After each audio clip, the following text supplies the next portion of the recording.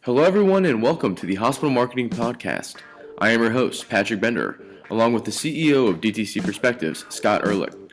On this podcast, we will be hearing from leaders in the hospital marketing space about what makes a great campaign, how you can define success, and where hospital marketing is headed. We have some great guests on today's podcast, including Katie Johnson, Vice President of Marketing and Communications at Lake Region Healthcare, Jason Brown, CEO and Chief Strategy Officer of Brown, Parker, and Demarinis Advertising, and Mary Carswell, Partner and Executive Producer at SpyHop Media. First up, Scott caught up with Katie Johnson of Lake Region Healthcare. I'm here with Katie Johnson, the Vice President of Marketing and Communications at Lake Region Healthcare. Katie, thank you so much for joining us today. Thanks for having me, Scott. Katie, how do you come up with great creative in your marketing? Well, I'd say a few things come to mind, one of which is reliance on our partners at our agency of record. We're fortunate to have a really great team of talented people at our agency who've been working for us for a number of years, and they have really become an extension of our marketing department. So they hold ideation sessions sometimes with us, but sometimes they don't even need our staff to be there because they're so integrated into what's happening at our organization. Sure. And those sessions allow creative people the freedom to be creative. I think having really clear brand standards in place that kind of set boundaries and the must-haves or must-nots provide the framework for that, because then it opens everything else up to no limits as far as creativity goes. Well, can you expand on that a little bit? What kind of brand standards do you have that allow you to do that? We actually have a written document that outlines what our tone of voice is in our marketing, what our, it has kind of those more subjective things like tone of voice and story and standards. I guess I'm Sure. searching for a better word than that. Sure. But it has those subjective things in addition to the really straightforward things, the colors, the parameters for logo use, all those kinds of things. So there's things that always have to be the same and always have to be consistent. And as long as you're meeting those, everything else is kind of open for you to be creative and brainstorm what the possibilities could be in terms of coming up with something that's unique, something that helps us stand out while still being representative of our community and of our organization. Now, how do you do that, since obviously it's getting more challenging in the marketing space to stand out with not only competing with other hospitals and such, but consumer goods and other products? How do you make sure your ads stand out? Oh, that's definitely difficult. There is so much clutter in everything today. I would say that a couple of things we've done are try to content marketing somewhat, but even that has become a trend, I think, Sure. that's difficult to stand out in. But the thing that makes that successful is focusing on real people, local faces, stories that are about an employee, a physician, a patient, a family member, someone that your market recognizes or at least can Identify with, relate, and that does resonate with people, and they are then inclined to engage and to share, and I've found that to be one of the most successful ways to try and break through. how do you define success in a campaign? Is it based on new people walking through the door? Is it based on views on maybe a video? How do you know when you said something I've did and put our efforts into has worked? Yeah, I think that really varies based on the campaign or what it is you're trying to measure. I mean, sometimes it is, click-throughs or shares or something really measurable. Sometimes it is a little bit more anecdotal, a patient story that exemplifies something that you've been trying to achieve. I can think of an example when we have an annual community health challenge, and it's really designed to try and get people to be more active and more proactive about their health and preventive health and getting moving. And we had a patient story that, in her words, basically described what we had set out to be our campaign goals. Great. And to me, that's a great measure of success. Sure. When you're trying to determine what to do with a campaign, obviously everyone has very limited budgets now. How do you feel the best way to utilize your limited budget is when you're choosing, say, media or your approach to advertising? Where do you think people should invest their dollars most, where you get the Well, best bang for your buck? Yeah, I really think that varies by service line or message that you're trying to lift up. We break out our marketing into first priorities. What are our marketing and messaging priorities? And then once we've identified those priorities, we can categorize them so we can budget accordingly. If we know that mass media is going to be most effective for A, B, and C on our list, but social media or direct marketing or referral outreach marketing might be more suited for, E, F, and G on our list. Sure. That lets us kind of make sure we know what our priorities are and then identify within the budget which avenues are going to be most successful for reaching the target audience for each of those priority areas. Katie, as you examine marketing now and in the future, where do you see it headed? And as a hospital marketer, where do you feel that you have to be to kind of stay with, if not ahead of the curve going forward? Do you see it going more into digital, more into personalized stories, still being controlled by mass media? How do you see a campaign, say, working in 2025, 2030? Well, obviously, if I had that crystal ball, I'd have a much easier job. I really think the key to knowing where you're going to be marketing both today and in the future is doing the same thing marketing professionals have probably always been doing, is following your patients, following your decision makers. Where they are is where we have to be.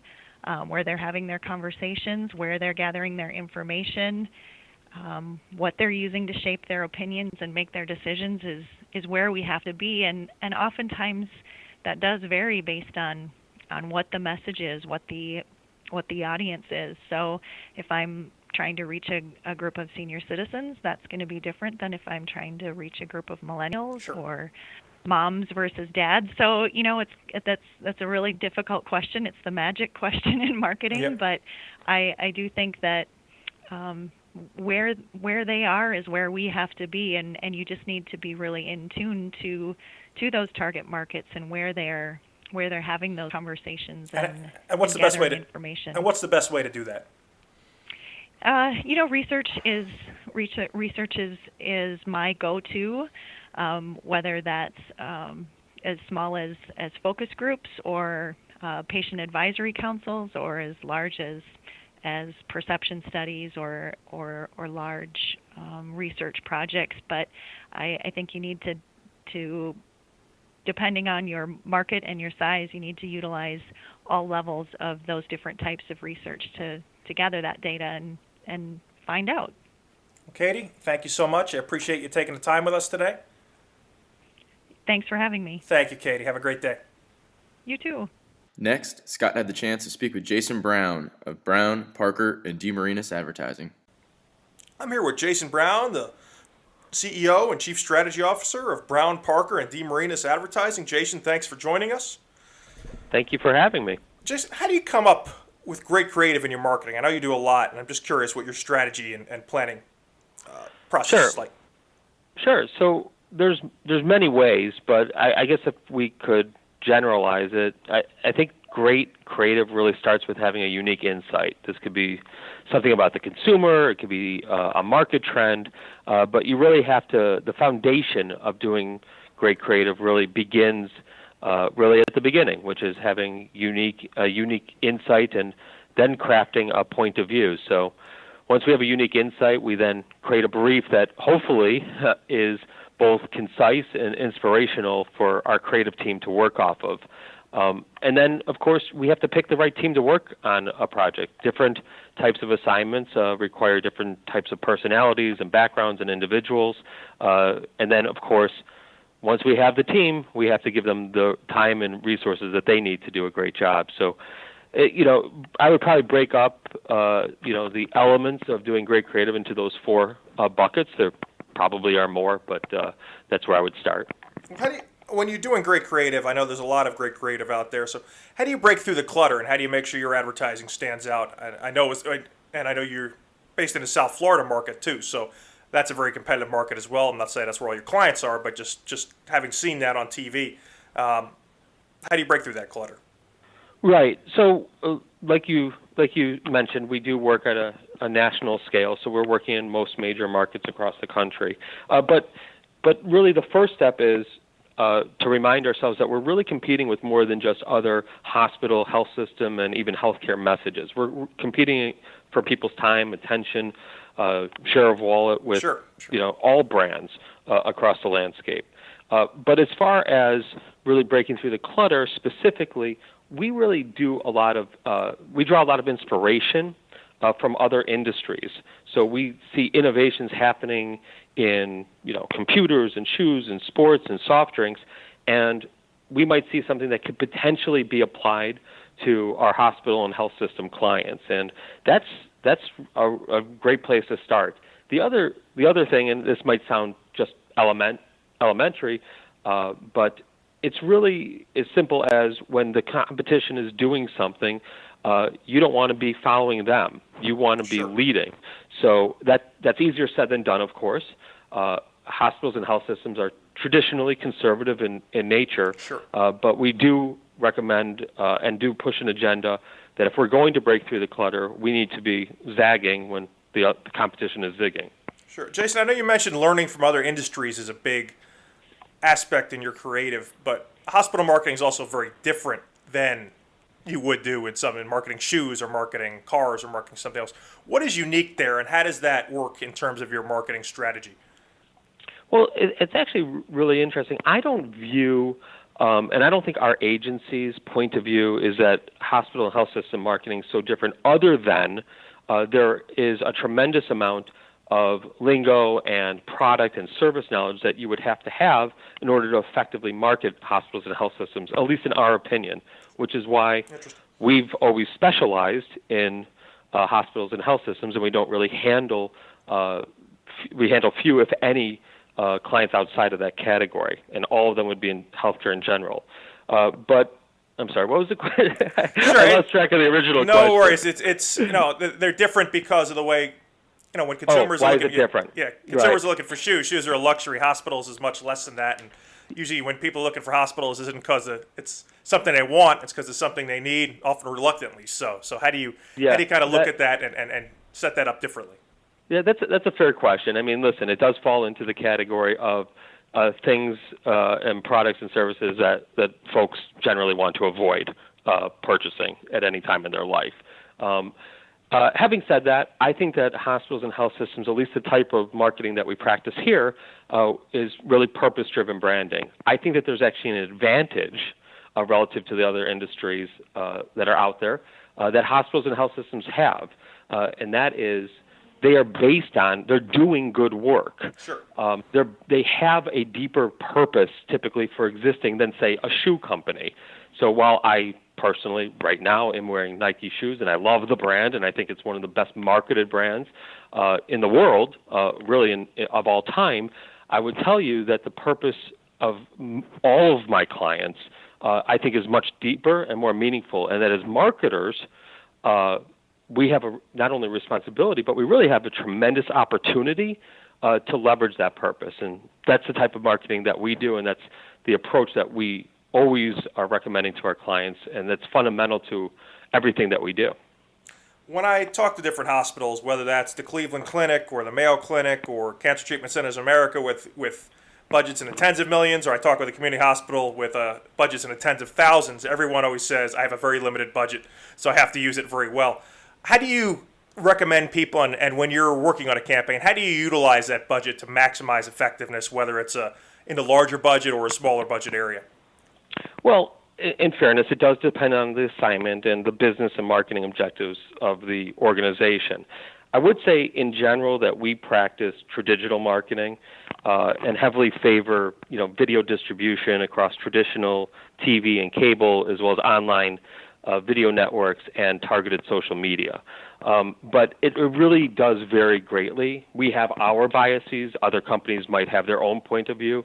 But the market in general, or the healthcare consumer in general, at least across most, if not all, services, have gravitated towards those media channels. So you think those are the channels that give you the best bang for your buck in terms of results? I don't think that there's any doubt. I mean, when we look at the studies that are done where consumers, healthcare consumers, are spending their time, those channels are always bubble up to the top. Now, that doesn't mean, and we do work in billboards, we do work in other types of digital media, print. We work across the entire traditional and digital landscape. But I would say right at the top of our recommendations typically is some type of video distribution across traditional and digital, both from TV to online video networks to social media, and then, of course, in the mobile space, which is, the only media channel that we carry with us all day long. Is there a campaign that you're particularly proud of that you guys have done that has achieved great success utilizing that tactic that you might share? Yeah, I mean, there's so many. I mean, we recently just launched a campaign, and really, I'm always hesitant because I don't want. Sure, you don't want to leave anyone out.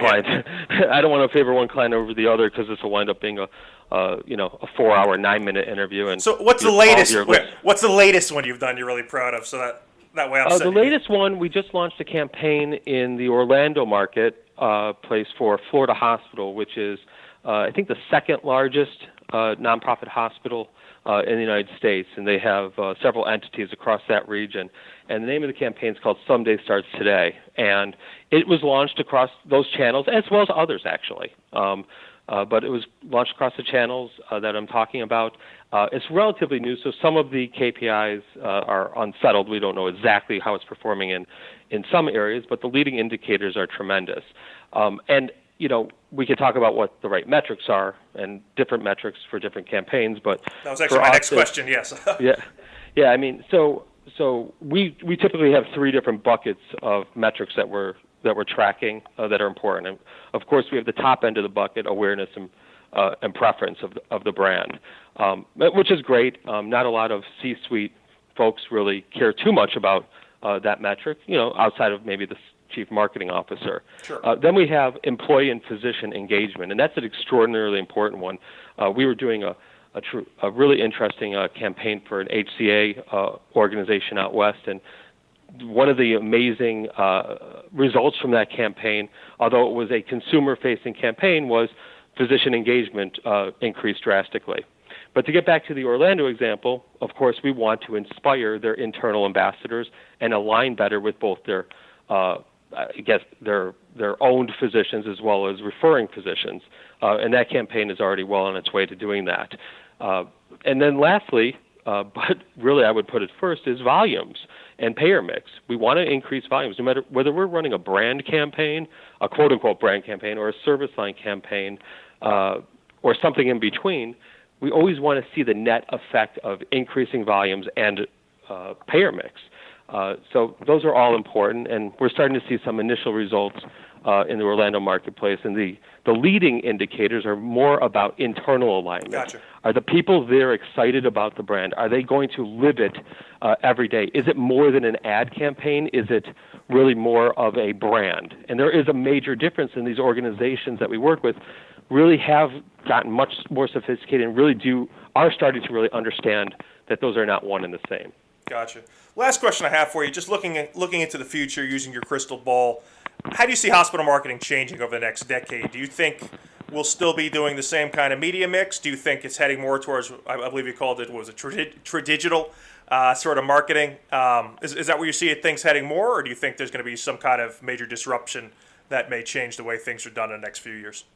Well, I hope that there's continued disruption, actually. I think that the digital landscape, while extraordinarily imperfect, is an area where we've gotten a lot of disruption, but in return for the disruption, we've had greater levels of accountability. So if you ask me, where will we be in, the next 10, 15, 20 years, none of us really know, but I would tell you that my company has placed our bets on a more traditional experience, greater levels of accountability. We think that hospital marketing departments will begin demanding world-class work and really hold themselves as well as their agency partners much more accountable. And we think that no matter what the media channels are, that purpose-driven marketing will always be core to more effective marketing and more effective branding for these organizations.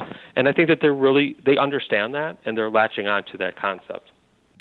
To wrap things up, I had the chance to speak with Mary Carswell, SpyHop Media. I'm joined by Mary Carswell, partner from SpyHop Media. Mary, I really appreciate you taking time out of your day to join the Hospital Marketing National podcast. How are you doing today? We're doing great and love the first podcast that you put out. Awesome. I appreciate you taking a listen. Why don't you go ahead and just tell our listeners a little bit about SpyHop Media, where you guys are and what you guys do. Well, we're based in Savannah, Georgia, but we also have a team out in Los Angeles. We have a combination of marketing and video communications people on staff, and we've worked with all kinds of brands over the years, but we've really landed working with smaller hospitals in the past few years, and it's kind of a sweet spot for us. We're really loving it. Great. So you guys are working with hospitals across the country, or is it more centralized to the East and West Coast there? Our healthcare business largely is in the Southeast. Okay, great. So tell us about SpyHop and how, your product helps hospital marketers better reach their consumers. Well, I think one of the things that makes sense right now is, since we do have a really strong video background, some of our clients actually find us because that's what they're looking for, but we do handle a couple of hospitals at a much larger nature from a total branding and marketing perspective. And I think what people are finding when they come to us is that we haven't always done hospital marketing. We've always worked with hospitals, but we've also had other kinds of clients.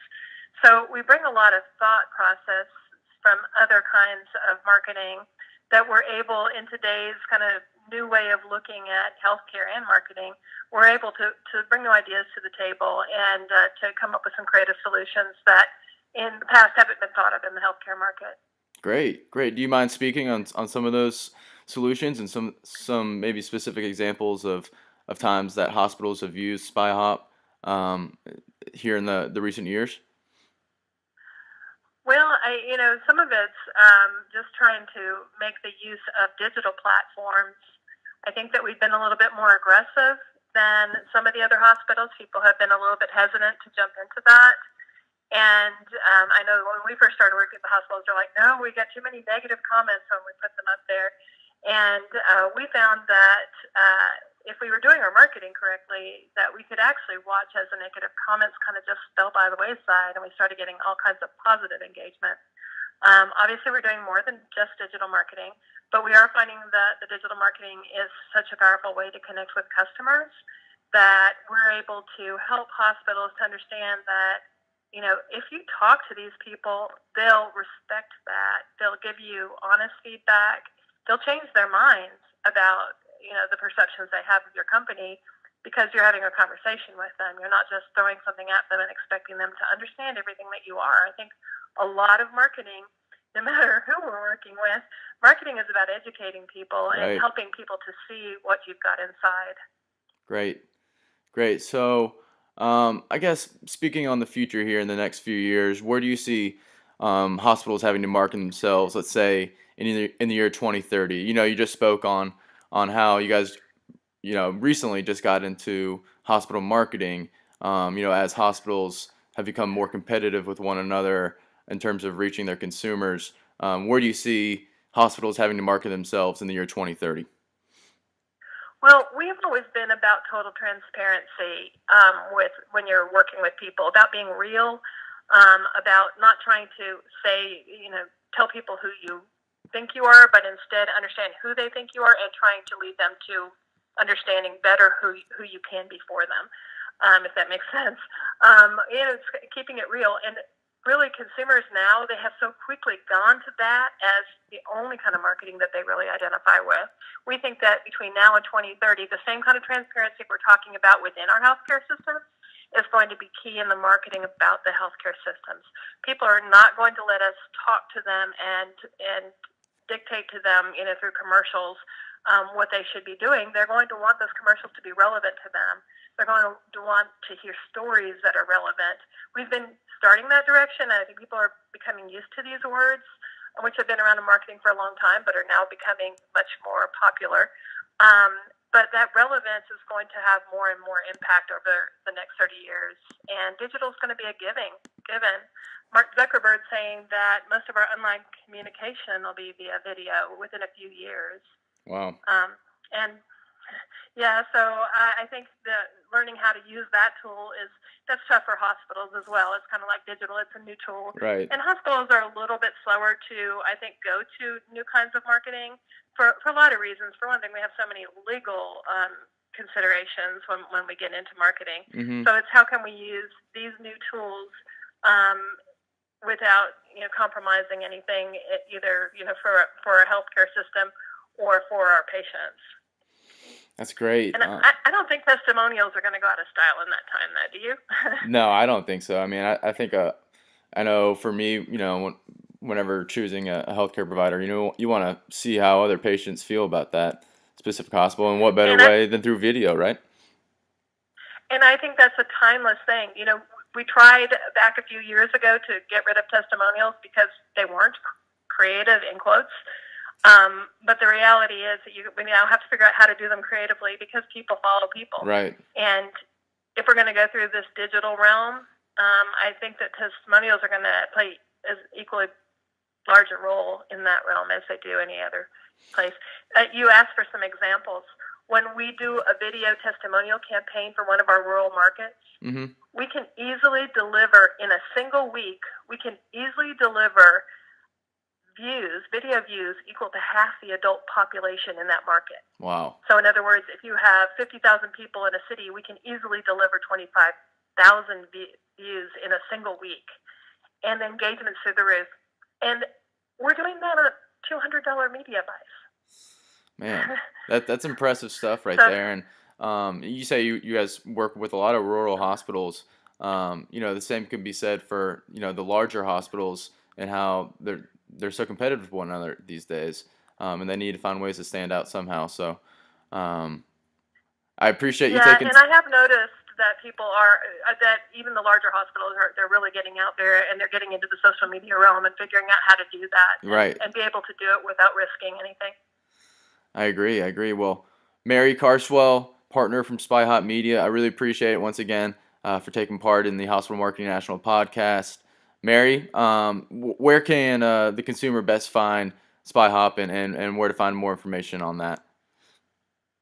SpyHop, SpyHop.com is our website. Great. It's SPYHOP, spy like a spy and hop like a bunny. And they're always welcome to give us a call, and we'd love to talk with anybody. Awesome. Well, once again, Mary Carswell, appreciate you taking time, and we'll talk soon. All right, Mary? Thanks so much, Patrick. We'd love your input on great hospital marketing as well. Please email me to participate in our show with your thoughts at patrick@dtcperspectives.com. And don't forget about our great event, the Hospital Marketing National Conference, taking place in Atlanta in early June 2018, where we have great speakers like these presenting their approaches to marketing, what works and what doesn't, case studies, marketing research, plus awards for some of the best hospital marketing campaigns and hospital marketers. You can get more info on that at www.hmnconference.com. For all of us at DTC Perspectives, thanks for listening to the Hospital Marketing National Podcast. For Scott Ehrlich, I'm Patrick Bender. Looking forward to having you listen to our next show with more great guests and great content.